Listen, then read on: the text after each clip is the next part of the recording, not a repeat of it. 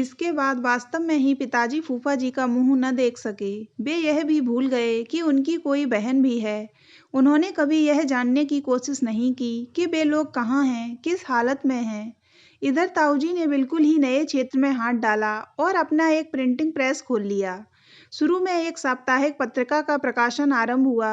बहुत समय तक ऐसे ही चला, किंतु धीरे धीरे पत्रिका का प्रचार प्रसार बढ़ने लगा। कुछ ही वर्षों में उनके प्रेस से एक दैनिक, दो मासिक और एक साप्ताहिक पत्रिका का प्रकाशन होने लगा। ताऊजी की गिनती सफल प्रकाशकों में होने लगी, किंतु जैसे जैसे संपन्नता बढ़ी, वे खुद और उनका परिवार भौतिकवादी होता चला गया। जब उन्हें यह घर तंग और पुराना नजर आने लगा, तो उन्होंने शहर में ही एक कोठी ले ली और सपरिवार वहां चले गए।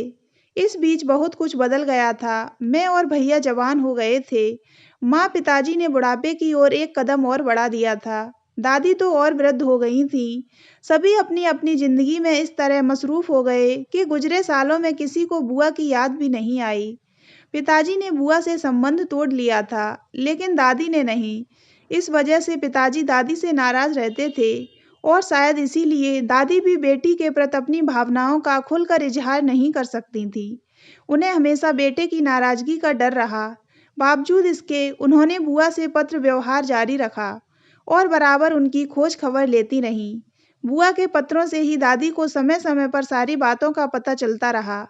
फूफा जी ने अहमदाबाद जाने के बाद अपने मित्र के सहयोग से नया व्यापार शुरू कर दिया था, लेकिन काम ठीक से जम नहीं पाया। वे अक्सर तनावग्रस्त और खोए खोए से रहते थे। बुआ ने एक बार लिखा था, बदनामी का गम उन्हें भीतर ही भीतर खोखला किए जा रहा है।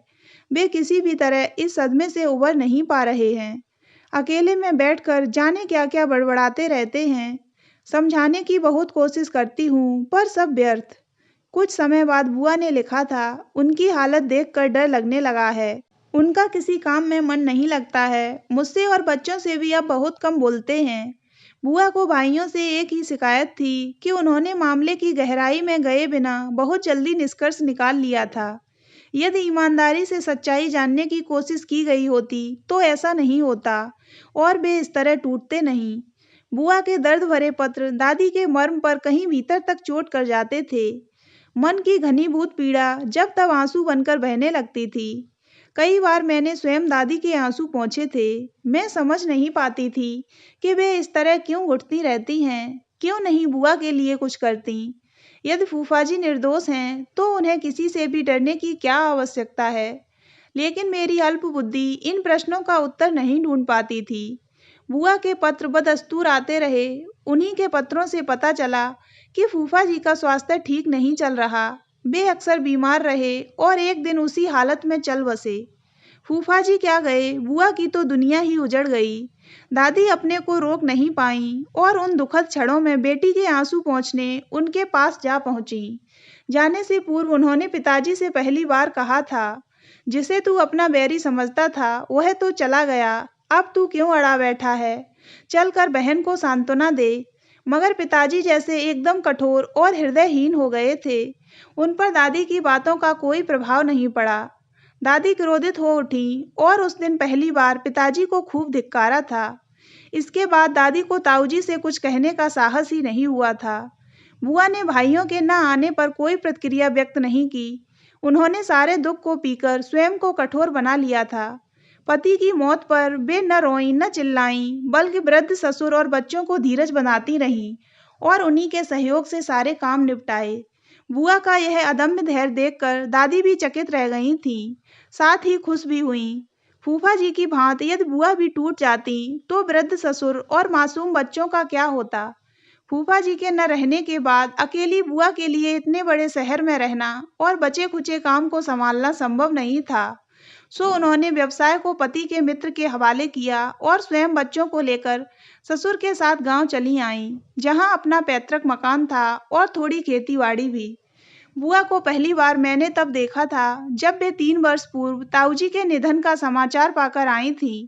हालांकि उन्हें बुलाया किसी ने नहीं था। ताऊजी एक सड़क दुर्घटना में अचानक चल बसे थे। विदेश में पढ़ रहे उनके बड़े बेटे ने भारत आकर सारा कामकाज संभाल लिया था। दूसरी बार बुआ तब आईं जब पिछले साल समीर भैया की शादी हुई थी। पहली बार तो मौका गमी का था, लेकिन इस बार खुशी के मौके पर भी किसी को बुआ को बुलाना याद नहीं रहा। लेकिन वे फिर भी आईं। पिताजी को बुआ का आना अच्छा नहीं लगा था।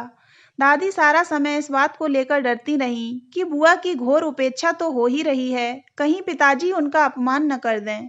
लेकिन जाने क्या सोचकर वे मौन ही रहे। पिताजी का रवैया मुझे बेहद खला था। बुआ कितनी स्नेहशील और उदार थीं। भाई द्वारा इतनी अपमानित, तिरस्कृत होकर क्या कोई बहन दोबारा उसके पास आती, वह भी बिन बुलाए। यह तो बुआ की महानता थी कि इतना सब सहने के बाद भी उन्होंने भाई के लिए दिल में कुछ नहीं रखा था। चलो मान लिया कि फूफा जी ने पिताजी के साथ विश्वासघात किया था और उन्हें गहरी चोट पहुंची थी, लेकिन उसके बाद स्वयं फूफा जी ने जो तकलीफें उठाईं और उनके बाद बुआ और बच्चों को जो कष्ट झेलने पड़े, वे क्या किसी भयंकर सजा से कम थे। यह पिताजी की महानता होती यदि वे उन्हें माफ करके अपना लेते। अब जबकि बुआ ने बेटी की शादी पर कितनी उम्मीदों से बुलाया है, तो पिताजी का मन अब भी नहीं पसीज रहा। क्या नफरत की आग इंसान की तमाम संवेदनाओं को जला देती है। दादी ने उसके बाद पिताजी को बहुतेरा समझाने व मनाने की कोशिशें की, मगर नतीजा वही ढाक के 3 पात। विवाह का दिन जैसे जैसे करीब आता जा रहा था, दादी की चिंता और मेरी बेचैनी बढ़ती जा रही थी।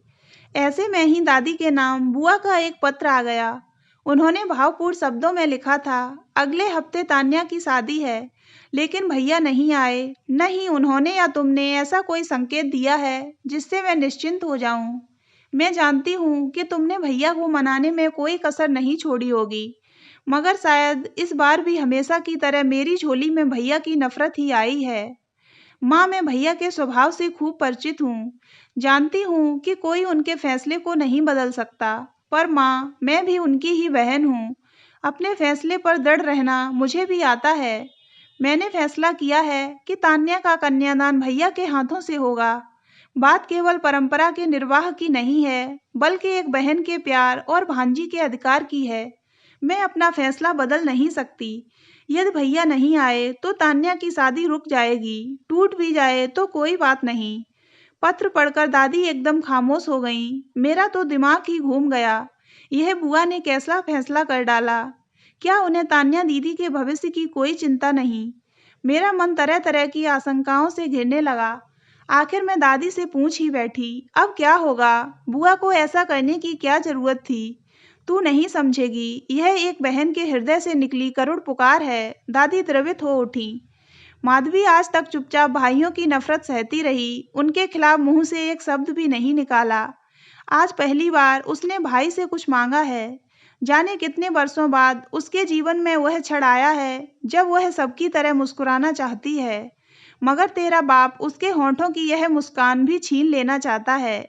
पर ऐसा नहीं होगा, कभी नहीं। उनका स्वर कठोर होता चला गया। दादी की बातों ने मुझे अचंभे में डाल दिया। मुझे लगा उन्होंने कोई फैसला कर लिया है, किंतु उनकी गंभीर मुख मुद्रा देखकर मैं कुछ पूछने का साहस नहीं कर सकी। पर ऐसा लग रहा था कि अब कुछ ऐसा घटित होने वाला है जिसकी किसी को कल्पना तक नहीं। शाम को पिताजी घर आए तो दादी ने बुआ का पत्र लाकर उनके सामने रख दिया। पिताजी ने एक निगाह डालकर मुंह फेर लिया तो दादी ने डांट कर कहा, पूरा पत्र पढ़ रघुवीर। पिताजी चौंक से गए। मैं कमरे के दरवाजे से सटी भीतर झांक रही थी कि पता नहीं क्या होने वाला है। पिताजी ने सरसरी तौर पर पत्र पढ़ा और बोले, तो मैं क्या करूं? तुम्हें क्या करना चाहिए, इतना भी नहीं जानते? दादी के स्वर ने सबको चौंका दिया था। माँ रसोई का काम छोड़कर कमरे में चली आई। माँ, मैं तुमसे पहले भी कह चुका हूँ कि तू शादी में नहीं जाएगा। दादी ने व्यंग भरे कटु स्वर में कहा, चाहे तान्या की शादी हो न हो। वाह बेटे। क्षणिक मौन के बाद वे फिर बोली, लेकिन मैं ऐसा नहीं होने दूंगी। मैं आज तक तेरी हठ धर्मिता को चुपचाप सहती रही। तुम दोनों भाइयों के कारण माधवी का तो जीवन बर्बाद हो ही गया, पर मैं तान्या का जीवन नष्ट नहीं होने दूंगी। दादी का स्वर भर्रा गया। तेरी जिद ने आज मुझे वह सब कहने पर मजबूर कर दिया है जिसे मैं नहीं कहना चाहती थी। मैंने कभी सोचा भी नहीं था कि जिस बेटे के जीते जी उसके अपराध पर पर्दा डाले रही, आज उसके न रहने के बाद उसके बारे में यह सब कहना पड़ेगा। पर मैं और चुप नहीं रहूंगी। मेरी चुप्पी ने हर बार मुझे छला है। सुन रहा है रघुवीर, फर्म में गबन धीरेन्द्र ने नहीं बल्कि तेरे सगे भाई ने किया था। मैं सकते में आ गई। पिताजी फटी फटी आंखों से दादी की तरफ देख रहे थे। नहीं नहीं माँ, यह नहीं हो सकता। दादी गंभीर स्वर में बोली, लेकिन सच यही है बेटा। क्या मैं तुझसे झूठ बोलूंगी? क्या कोई माँ अपने मृत बेटे पर इस तरह का झूठा लांछन लगा सकती है? बोल, जवाब दे। नहीं माँ, नहीं। पिताजी का समूचा शरीर थरथरा उठा, उनकी मुट्ठियां कस गईं, जबड़े भिज गए और होठों से एक गुर्राहट सी खारिज हुई। इतना बड़ा विश्वासघात!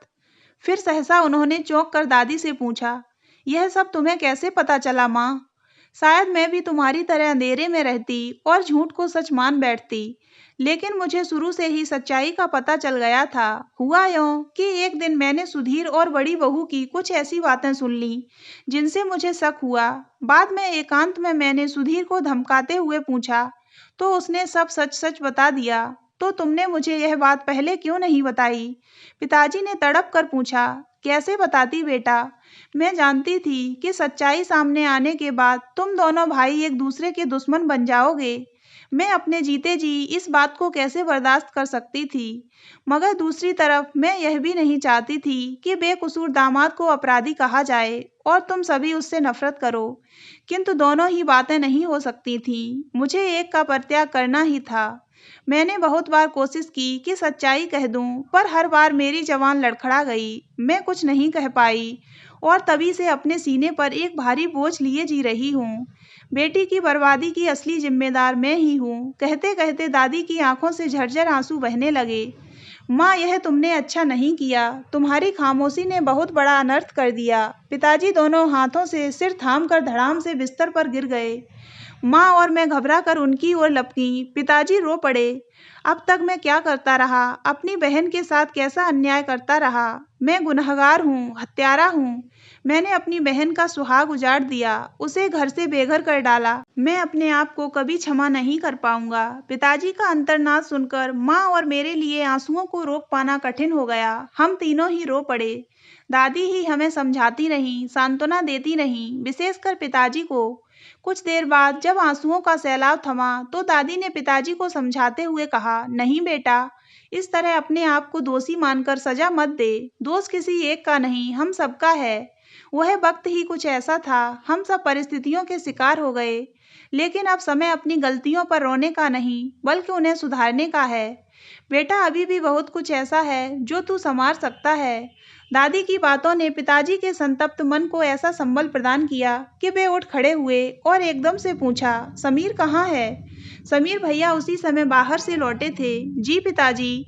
तुम जाओ और इसी समय कानपुर जाने वाली ट्रेन के टिकट लेकर आओ। पर सुनो, ट्रेन को छोड़ो, मालूम नहीं कब छूटती होगी। तुम एक टैक्सी बुक करा लो और ज्योत्सना, माया, तुम दोनों जल्दी से सामान बांध लो। माँ, हम लोग इसी समय दीदी के पास चल रहे हैं। पिताजी ने एक ही सांस में हम सबको आदेश दे डाला। फिर वे शिथिल से हो गए और कातर नजरों से दादी की तरफ देखा। माँ, दीदी मुझे माफ तो कर देंगी। स्वर में जाने कैसा भय छिपा हुआ था। हाँ बेटा, उसका मन बहुत बड़ा है। वह न केवल तुम्हें माफ कर देगी, बल्कि तुम्हारी वही नन्ही मुन्नी बहन बन जाएगी। दादी धीरे से कह उठी। अंततः भाई बहन के बीच बरसों से खड़ी नफरत और गलतफहमी की दीवार गिर ही गई। मैं खड़ी हुई सोच रही थी कि वह दृश्य कितना सुखद होगा जब पिताजी बुआ को गले से लगाएंगे। तो दोस्तों, अगर आपको ये कहानी अच्छी लगी हो तो वीडियो को लाइक करें और ऐसी ही अन्य कहानियाँ सुनने के लिए हमारे चैनल को सब्सक्राइब अवश्य करें।